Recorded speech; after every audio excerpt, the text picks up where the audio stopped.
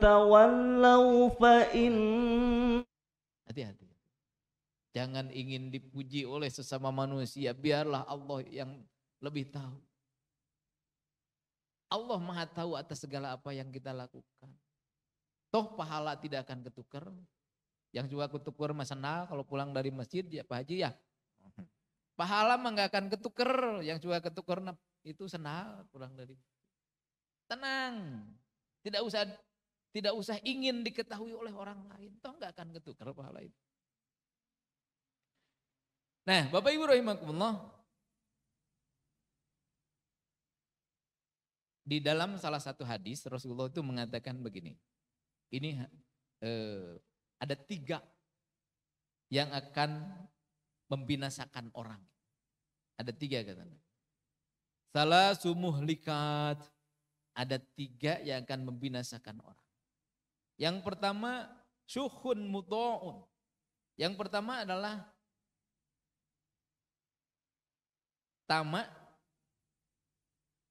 atau kikir yang terus diikuti. Bakhil, kikir, tamak, rakus. Diikuti, dipertahankan gitu.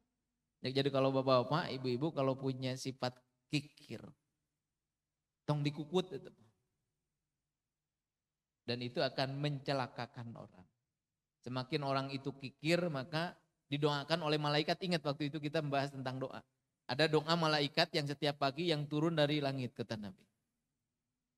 Ma yusbihul ibad, tidaklah para hamba memasuki waktu subuh. Illal malakani yang zilani, kecuali ada 2 malaikat yang turun dari langit.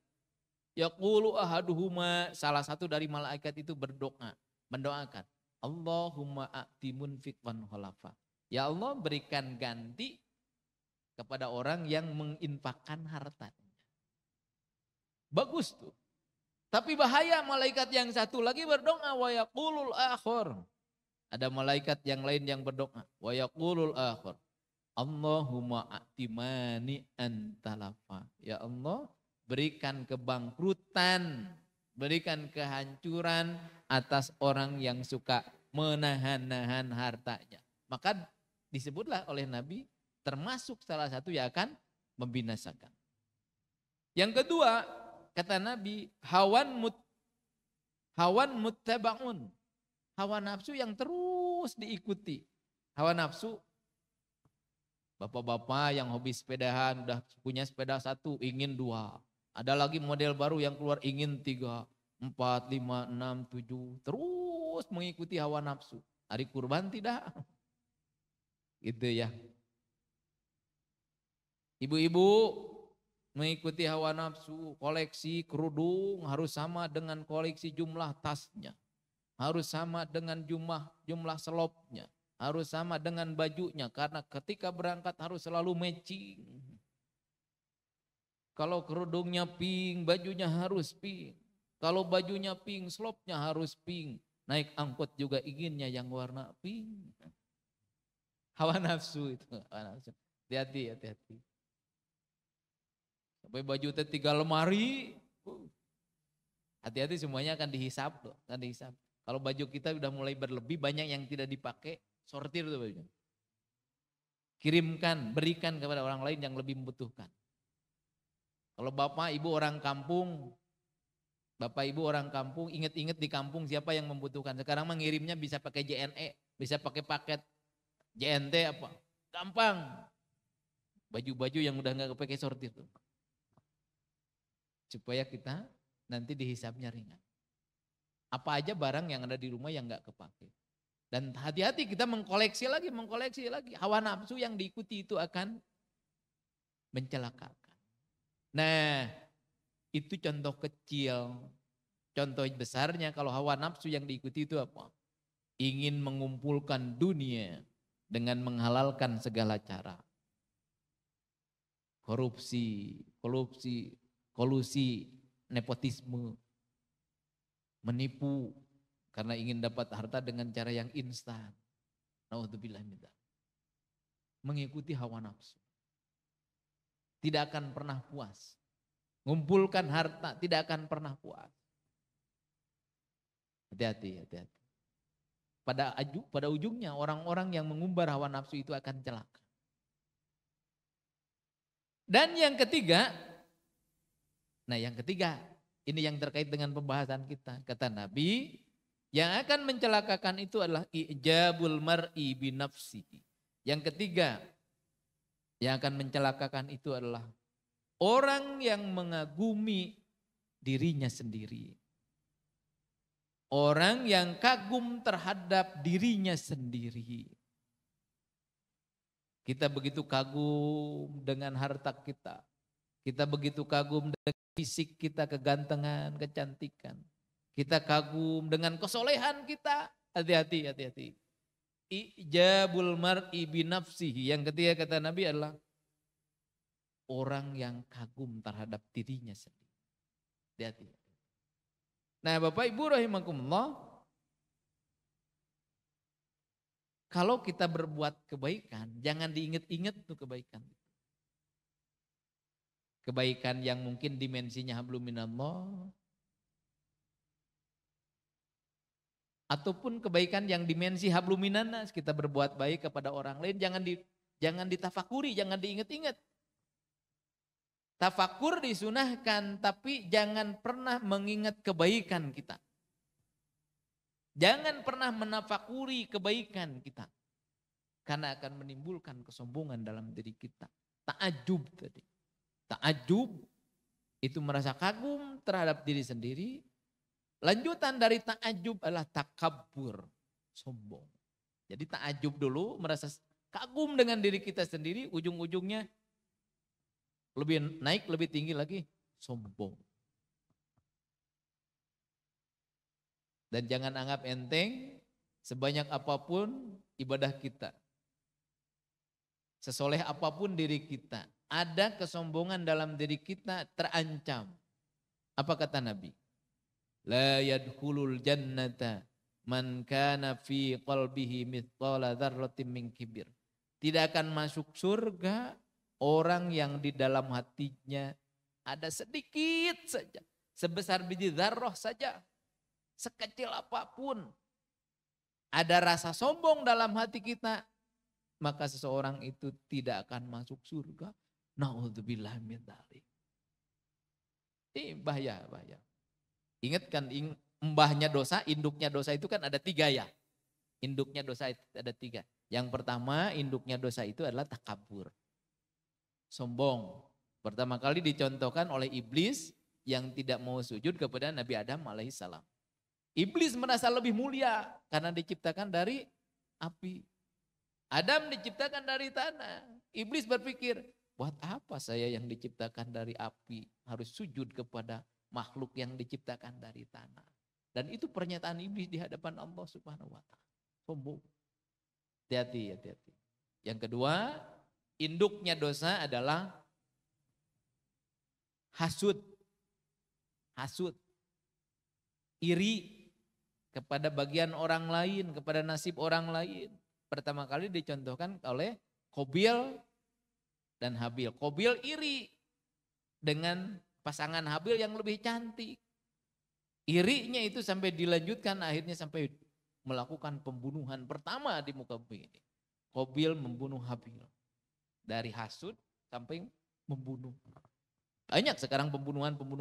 Dan banyak pembunuhan itu kalau kita lihat banyaknya motivasi cinta. Motif cinta banyaknya. Cinta terlarang, cinta segitiga, segi 4, segi 5, segi berapa lagi. Pokoknya cinta itu motif-motif cinta yang menjadi penyebab terjadinya pembunuhan. Intinya adalah hasud. Dan yang ketiga, induknya dosa itu adalah tamak atau rakus. Pertama kali dilakukan oleh Nabi Adam dan Siti Hawa. Ketika disuruh oleh Allah, disuruh tinggal di dalam surga. Silakan nikmati seisi surga itu. Mau makan, mau minum, mau apapun silakan lakukan. Tapi satu saja yang enggak boleh. Wala taqrabu hadhihi syajarah. Jangan kau dekati pohon ini. Yang dalam ayat yang lain itu disebutnya syajaratul khuld. Pohon khuld. Satu yang tidak boleh, sisanya boleh. Itulah sifat manusia. Padahal hanya satu yang enggak boleh. Nah, dari situlah induk dosa tadi takabur, hasud, dan tamak, lahir anak-anak dosa yang lain. Orang korupsi, kenapa orang korupsi? Karena bisa jadi dihinggapi rasa sombong. Kalau tidak korupsi, tidak bergaya hidup mewah. Kalau tidak korupsi, ibu-ibu tidak bergaya sosialita. Ingin bagaimana gaya hidup mewah. Dari hasud, banyak cabang-cabangnya ke bawah. Ketika dari hasud itu orang jadi membunuh. Orang itu jadi sering menjelek-jelekan orang lain. Sering menggibah orang lain dari hasud. Dari tamak, banyak orang yang karena tamak. Warisan yang seharusnya hak saudaranya diambil. Tamak. Kalau lagi ngantri di kondangan aja. Kalau orang tamak itu harusnya orang lain mengantri, ini mau menyela barisan. Masih di belakang barisannya, udah ribut ngomong kepada yang tolong piring dulu. Nanti aja tuh, kan nanti juga akan sampai di situ. Biasanya orang yang tamak. Segala diambil tapi nggak habis dimakan. Ambil nasinya banyak, oh teman nasinya banyak, tapi nggak habis. Kan jadi mubazir itu ya. Jangan tamak, jangan takut. Sudah ngambil lagi yang lain, bakso tahu, jupa, wah, segala diambil. Mending kalau makannya sambil duduk, sambil berdiri. Mending sambil berdiri, ambil jalan-jalan. Rakus. Nah, Bapak Ibu rahimakumullah, tadi lupakan kebaikan kita.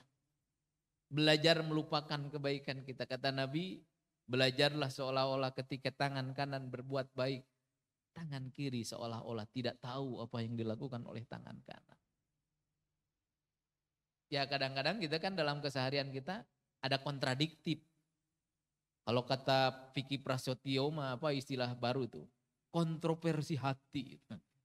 Ujung-ujungnya ada kudeta hati. Nah, ngerti saya kudeta. Dulu zaman Vicky Prasetyo itu ada istilah-istilah baru yang aneh. Kontroversi hati. Nah, kadang-kadang ada konflik dalam batin kita ketika seseorang jadi caleg, calon anggota legislatif, calon wali kota. Ketika berbuat baik itu kan harus diumumkan. Ya kan ya? Kalau tidak diumumkan marah. Bikin spanduknya. Terima kasih kepada Bapak X yang sudah menyumbang untuk jalan, pembangunan jalan di sini. Diumumkan.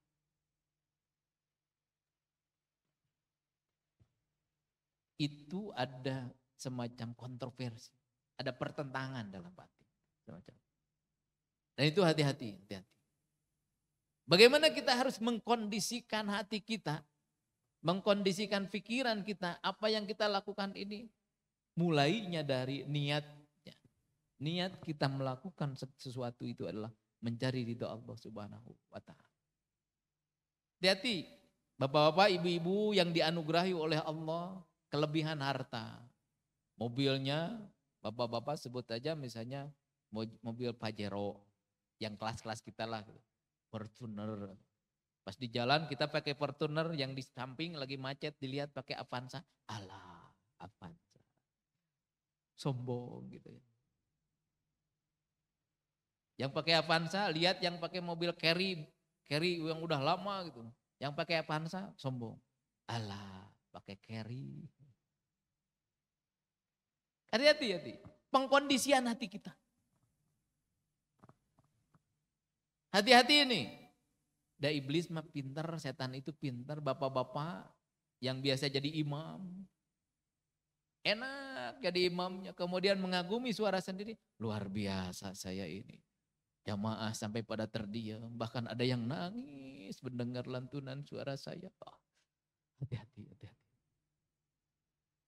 Atau ketika kita bermakmum di belakang orang lain. Yang jadi imam.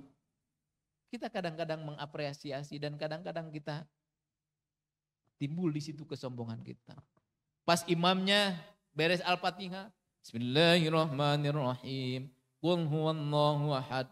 Lalu dalam hati kita, alah, bacaannya masih kulhu, kok jadi imam sih? Hati-hati, hati-hati. Ada kesombongan dalam hati kita. Padahal kalau sholat maghrib, sholat isya, ada sunnahnya dari Nabi. Sunnah Nabi yang paling sering, tapi nggak selalu. Rakaat pertama sholat maghrib dan sholat isya itu al-kafirun. Bacaan surat setelah al-fatihahnya itu. Rakaat kedua sunnah Nabi itu al-ikhlas.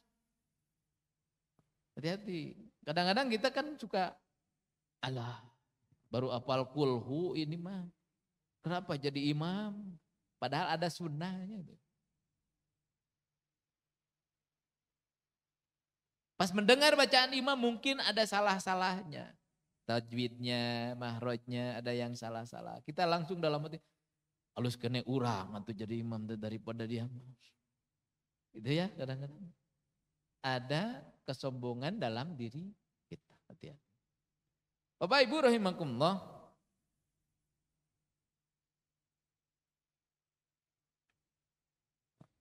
Ujung-ujung dari pujian sebelum kita tanya jawab.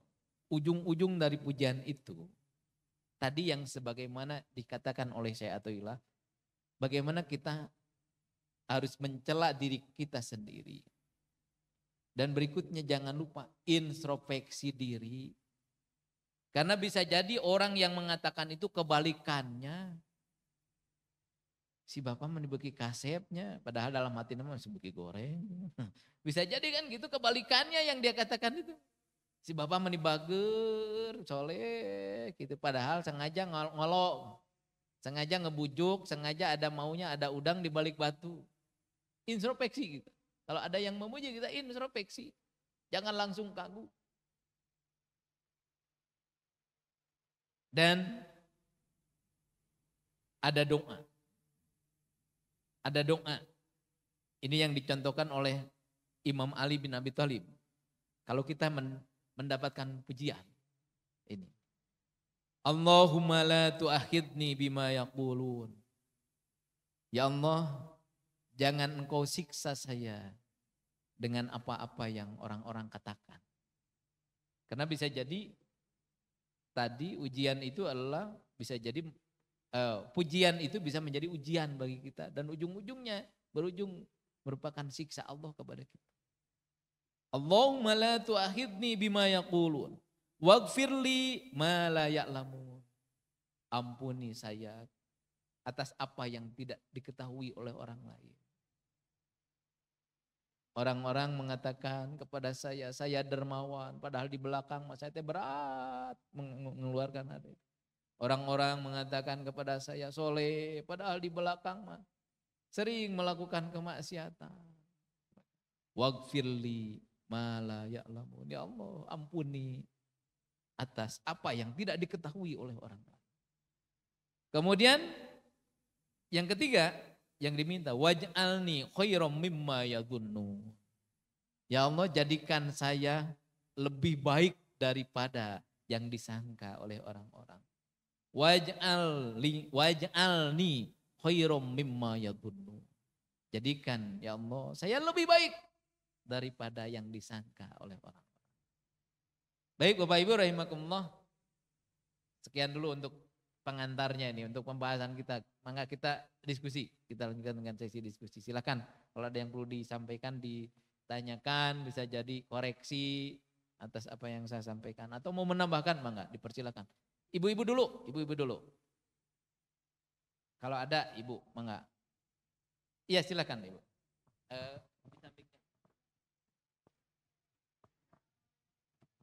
Waalaikumsalam warahmatullahi.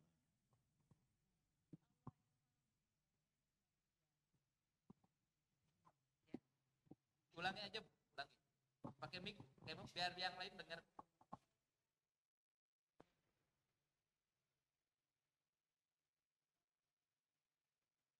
Assalamualaikum warahmatullahi wabarakatuh, Ustaz. Izin bertanya, Allah itu maha membolak-balikan hati manusia. Bila ada keadaan seseorang itu menjadi futur, ya, nah apakah itu memang kehendak Allah atau semata-mata memang karena hawa nafsu manusia yang merasa jenuh atau bosan dengan ibadahnya? Mohon penjelasan Ustadz. Syukran.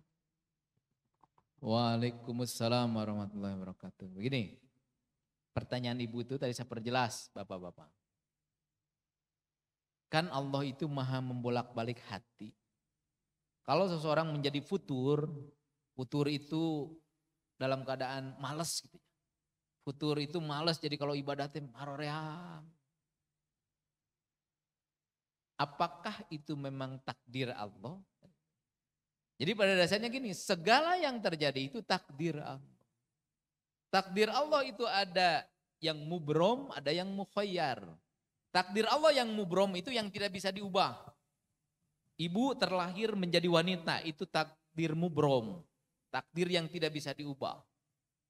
Saya terlahir jadi laki-laki, mubrom. Tidak bisa diubah. Ada juga takdir mukhayyar. Takdir mukhayyar itu takdir yang bisa diubah. Termasuk apakah seseorang menjadi soleh atau tidak soleh itu takdir. Tapi ada upaya, ada kesempatan kita untuk andil di dalamnya. Maka kalau seseorang menjadi futur tadi. Futur, jadi sering malas gitu. Itu jangan langsung menyerah kepada takdir. Ada takdir na abdi mah futur. Takdir mah saya mah males. Bukan. Bagaimana kita ingat ada hadis Nabi. Al imanu yazidu yangkus. Iman itu kata Nabi kadang-kadang naik, kadang-kadang turun. Iman itu kadang-kadang pasang, kadang-kadang turun. Kemudian jangan menyerah. Kalau iman kita lagi turun, apa kata Nabi? Fajaddidu imanakum. Perbaharui iman kalian. Rawat imannya. Jangan biarkan ketika futur itu sedang drop keimanannya. Jangan dibiarkan. Jangan biarkan.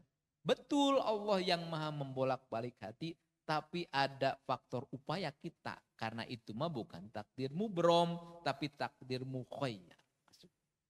Ada upaya kita di dalam. Maka berupayalah kalau kita lagi futur.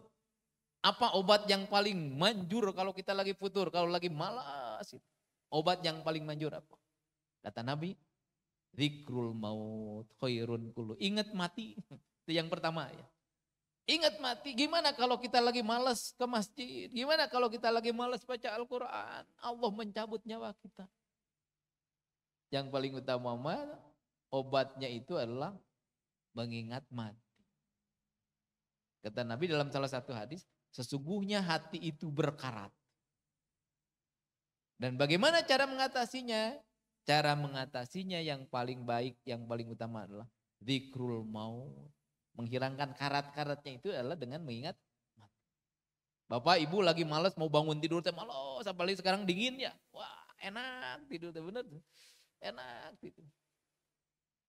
Apalagi setan membisikkan kepada kamu ini harus sehat. Karena kalau tidak sehat, tidak ada ahli ibadah yang baik. Tidak ada suami yang baik. Supaya sehat, jangan kurang tidur. Gitu. Supaya sehat, jangan kurang tidur. Rasional sekali. Setan membisikkan ke dalam hati kita rasional. Supaya sehat, jangan kurang tidur. Tadi malam tidur jam berapa mulainya? Jam 10 dihitung. Baru pas dihitung, karena tidur jam 10, ini baru jam 2, baru 4 jam. Kata dokter tidur yang baik itu 8 jam. Jangan bangun dulu. Wah terus. Rasional kadang-kadang. Itu ya. Bagaimana caranya kalau kita supaya cepat bangun? Ingat mati. Bagaimana kalau hari ini adalah hari terakhir kita di dunia. Itu yang paling utama. Yang kedua, supaya tidak futur, ingat-ingat ada targhib. Targhib itu metode Al-Quran, metode Allah, bagaimana dalam sunnah Nabi juga, mengiming-imingi dengan kenikmatan di akhirat. Nikmat di dunia ini enggak ada seberapanya tuh. Kita ingin mengejar nikmat yang kekal dan abadi di akhirat yang akan datang. Toh ibadah kita hanya di dunia, di akhirat enggak akan ibadah lagi. Kita tahajud di dunia, enggak ada di akhirat, tinggal menikmati. Kita berinfak, bersedekah, kita tilawah Al-Quran di dunia ini. Di akhirat mah enggak ada lagi. Toh kita hanya sebentar saja di dunia. Yang ketiganya adalah tarhib. Metode Al-Quran, metode Allah itu menakut-nakuti. dengan siksanya di neraka yang akan datang. Bagaimana kalau kita, karena masalah terberat kita di akhirat, Bapak Ibu, saya sering ulang-ulang, masalah terberat kita di akhirat adalah kalau kita tidak bisa masuk surga, harus masuk neraka. Nggak ada solusi. Dan itu masalah terberat kita. Bagaimana kalau kita di akhirat nanti tidak bisa masuk surga, harus masuk neraka. Masalah di dunia mah masih ada solusi. Tom Lembong diberi abolisi. Ada solusi gitu. Hasto Kristianto diberi amnesti. Dari upaya apa? Mengajukan permohonan. Masih ada solusi di dunia mana gitu. Tapi nanti masuk neraka divonis tidak bisa ada abolisi. Nggak ada amnesti, ada. Atau mungkin Bapak Ibu berpikir, mau sabar aja. Sabar juga rugi, nggak ada pahalanya di sana. Rugi, mending sabar di dunia sekarang ini. Tunda kesenangan tidurnya. Kita bangun lebih awal. Tunda kesenangan dunia, bersabar. Dan insya Allah kalau sudah terbiasa nggak akan sakit. Nggak akan. Silakan kalau ada yang lain, itu Bu ya. Jadi perbanyak ingat kematian. Perbanyak ingat targib tadi, motivasi untuk mengejar kebahagiaan yang abadi di akhirat. Perbanyak mengingat tempat yang sangat nista nanti di akhirat. Adanya neraka Allah Subhanahu wa ta'ala. Silakan kalau ada yang lain, boleh Bapak-Bapak. Boleh Bapak-Bapak. Ya silakan. Mic-nya punten.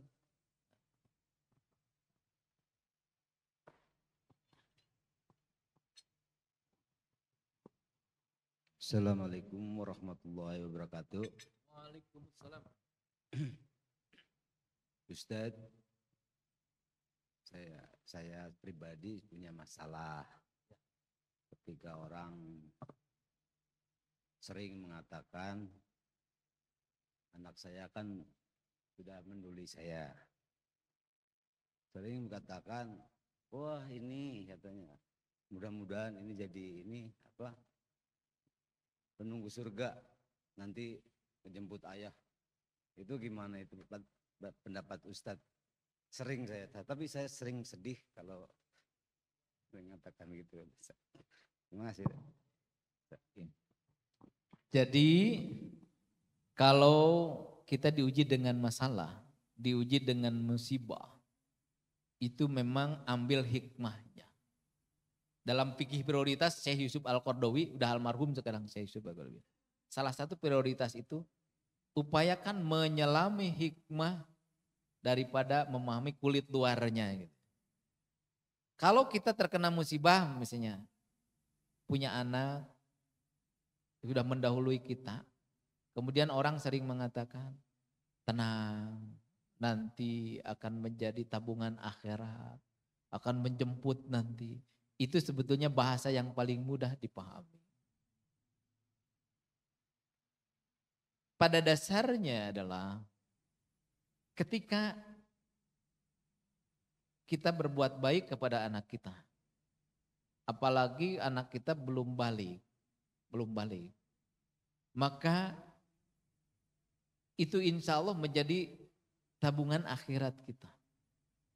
Menjadi tabungan akhirat kita. Dan bisa jadi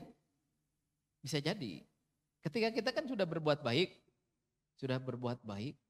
kepada anak kita, segala kebaikan itu dijamin oleh Allah kan dalam surat Hud.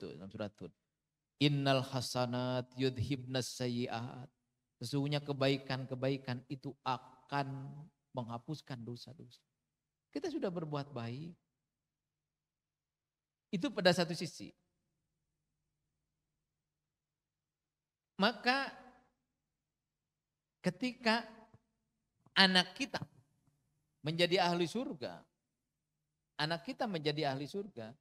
itu bisa menjadi salah satu, bisa menjadi salah satu tabungan kita dalam tanda kutip itu adalah kebaikan-kebaikan yang sudah kita lakukan terhadap anak kita. Selama kita mencari ridho Allah Subhanahu wa ta'ala, ketika berbuat baik untuk anak, termasuk untuk istri, itu bagian dari jihad kita. Bagian dari jihad kita. Nah, Kemudian yang berikutnya apa? Ketika kita diuji oleh Allah dan ridho atas segala ketentuan Allah. Itu kita bisa merasakan nikmatnya iman itu kan di situ. Kata Nabi, mal iman, akan merasakan nikmatnya iman. Yang pertama, man radiya billahi robba. Siapa yang ridho Allah sebagai Tuhannya. Ridho Allah sebagai Tuhan kita termasuk ridho atas segala takdirnya. Anak kita kan bukan milik kita. Memang anak kita milik kita, bayangkan anak kita, nyawa kita juga bukan milik kita. Itu yang pertama. Yang kedua, kita cinta kepada anak kita. Tapi tidak ada yang lebih cinta daripada Allah Subhanahu wa taala. Allah yang menciptakannya, Allah pemiliknya.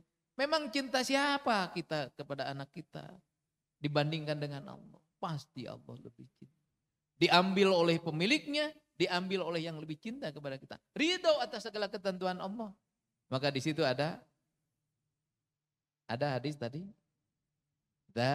Mal iman, akan merasakan nikmatnya. Yang kedua harus ridho itu adalah wabil islami dina. Akan merasakan nikmat iman yang kedua orang yang ridho diatur dengan aturan Islam. Dan yang ketiga wabi Muhammadin nabiyya wa rasulah. Ridho Nabi Muhammad sebagai nabi dan rasulnya. Maka itu akan merasakan nikmatnya. Dan ketika kita ridho, itu menjadi bagian dari ladang pahala kita. Insya Allah itu menjadi bagian dari motivasi kita.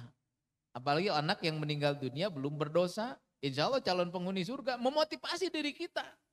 Masa anak kita nanti menjadi calon penghuni surga kita tidak termotivasi. Karena nanti di akhirat, kata Nabi, puncak kenikmatan di akhirat itu ketika dikumpulkan kembali di dalam surga dengan keluarganya ketika di dunia. Bagian dari motivasi. Nah, Bapak, itu Bapak ketika menerima pernyataan tadi, insya Allah akan menjemput. Sebetulnya bahasa yang paling mudah, bukan seperti itu. Bukan seperti itu kenyataannya, tapi memotivasi Bapak. Dan insya Allah menjadi ladang pahala. Kan setiap ujian itu ujung-ujungnya adalah pahala bagi kita. Gak ada ujian yang tidak akan ada pahalanya. Dan ujian terberat bagi seseorang yang terkait dengan meninggal dunia, yang paling pertama berat meninggal dunia, ditinggalkan meninggal dunia itu oleh anak. Bapak Ibu, ujian yang paling berat ketika ditinggal meninggal dunia itu oleh anak. Yang kedua, ketika ditinggal oleh pasangannya. Tapi pasangannya yang harmonis, yang serasi. Kalau pasangannya yang pika sebelum atau ditinggal oleh pasangannya itu. Yang ketiga, berat ketika ditinggal oleh orang tua, urutan ketiga itu. Ditinggal oleh orang tua. Tentu yang hubungannya baik, karena ada juga yang hubungan tidak baik. Dan yang keempat, berat ditinggal itu oleh saudara kandung. Saudara kandung. Nah, urutan pertama itu yang paling berat itu adalah ditinggal oleh anak. Semakin berat ujian, insya Allah itu peluang untuk meningkatkan iman. Ketika Rasulullah ditanya, ya Rasulullah apakah semua orang diuji? Ya. Siapa yang paling berat ujiannya ya Rasul? Jawab Rasulullah, para nabi dan para rasul. Kemudian semakin tinggi tingkat keimanan seseorang, semakin berat ujiannya. Maka ketika kita merasakan ujian yang berat, insya Allah Allah telah memilih kita menjadi bagian orang yang berkesempatan ditinggikan keimanan kita gitu. Dan pada akhirnya kita harus yakin 2 ayat Al-Quran harus menjadi keyakinan kita. Yang pertama, la yukallifullahu nafsan illa wus'aha. Allah tidak menguji seseorang kecuali berada dalam kadar kemampuannya. Yang kedua, surat Al-Insyirah. Fa inna ma'al usri yusron, inna ma'al usri yusron. Sesungguhnya bersama kesulitan ada kemudahan. Bersama kesulitan ada kemudahan. Sampai diulang 2 kali. Tenang, tenang. Allah tidak akan menguji kita di luar kemampuan kita. Dan ketika diambil oleh zat yang lebih cinta daripada kita diambil oleh pemiliknya karena memang bukan milik kita. Harus ridho. Dan insya Allah semoga menjadi motivasi untuk dikumpulkan kembali di akhiratnya. Silakan kalau masih ada bapak-bapak, ibu-ibu, kalau sudah tidak ada, sudah jam 6, sekarang adzan subuhnya memang lebih siang ya. Dan bapak-bapak, ibu-ibu, musim dingin seperti ini, kata para salafus sholihin, para sahabat, para sahabat itu menyambut gembira ketika musim dingin. Kenapa? Karena ketika musim dingin ini adalah malamnya lebih panjang daripada siang. Sehingga ketika kita menyelenggarakan ibadah, malam itu lebih banyak kesempatan. Ketika musim dingin, siangnya lebih pendek daripada malam. Kalau kita melaksanakan ibadah sunnah, saum, Senin, Kamis, bonus dari Allah lebih pendek kita saum. Semoga kita senantiasa mengambil hikmah dari apapun yang terjadi. Tapi diantaranya juga bagaimana kita jangan terjebak dengan pujian. Ujian dari Allah tidak harus selalu berbentuk kesulitan. Tidak selalu berbentuk masalah. Tapi bisa jadi ujian dari Allah dalam bentuk yang menyenangkan. Di antaranya adalah pujian-pujian tadi. Semoga kita diuji oleh apapun yang menimpa diri kita. Apakah sesuatu yang menyenangkan ataupun mungkin yang menyulitkan, yang tidak mengenakan bagi kita. Kita diberi kemampuan untuk menjalani ujian itu dengan sebaik-baiknya. Mohon maaf atas kehilangan dan kekurangan. Subhanakallahumma bihamdika. Asyhadu an la ilaha illa anta astaghfiruka wa atubu ilaik. Assalamualaikum warahmatullahi wabarakatuh.